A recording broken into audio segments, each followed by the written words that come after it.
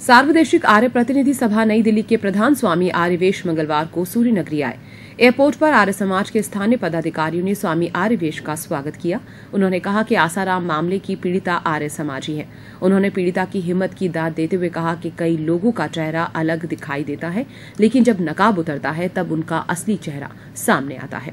राजस्थान शिक्षक संघ के 2 दिवसीय अधिवेशन में भाग लेने के लिए स्वामी आर्यवेश जालोर के लिए रवाना हो गए। भ्रष्टाचार, अनैतिकता, सांप्रदायिकता, जातिवाद और भी बहुत सारी सामाजिक ऐसी समस्याएं हैं जो बहुत ज़्यादा तेज़ी से बढ़ रही हैं, घटने का नाम नहीं ले रही। लोग अपेक्षा रखते हैं कि सत्ता परिवर्तन से कुछ हो जाएगा, किंतु सबका सब वैसे एक स्वप्न बन के रह जाता है।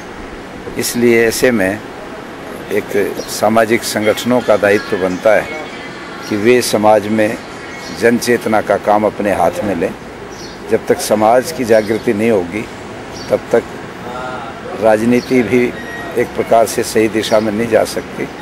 आसाराम को भी हुई है, उससे पहले हरियाणा में एक सीबीआई की कोर्ट में राम रहीम को भी हुई है, और एक उन्हीं के साथ के एक और व्यक्ति अभी जूझ रहे हैं, रामपाल।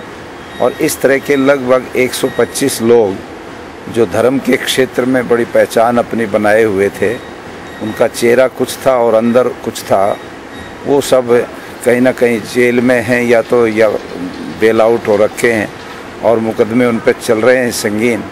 ये एक बहुत बड़ी चिंता की भी बात है पूरे समाज के लिए कि धर्म के क्षेत्र में जिससे लोग प्रेरणा लेते हैं, यदि इस प्रकार के आचरण विहीन, इस प्रकार के पाखंडी और इस प्रकार के दोहरे चरित्र के लोगों की भावनाओं का दोहन करके अपनी सुख सुविधा, विलासिता और ऐश्वर्य के लिए उनके धन का दुरुपयोग करें, और इससे भी ज़्यादा बढ़कर के उनका व्यक्तिगत आचरण इतना नीचे गिर जाए कि वो दुष्कर्म जैसे कार्यों में भी लिप्त पाए जाएं, तो ये एक अपने आप में बहुत बड़ी हमारे सामने चुनौती है।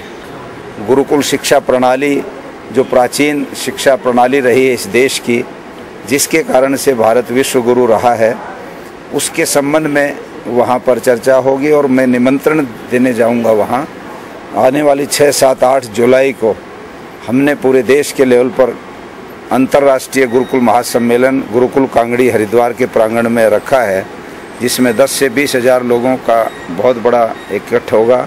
उसमें लगभग 5 हज़ार गुरुकुलों के विद्यार्थी, लड़के लड़कियां भी होंगे, और गुरुकुल शिक्षा प्रणाली पुनः इस देश के अंदर प्रभावशाली तरीके से आए, ये आवाज़ वहाँ हम उठाएंगे।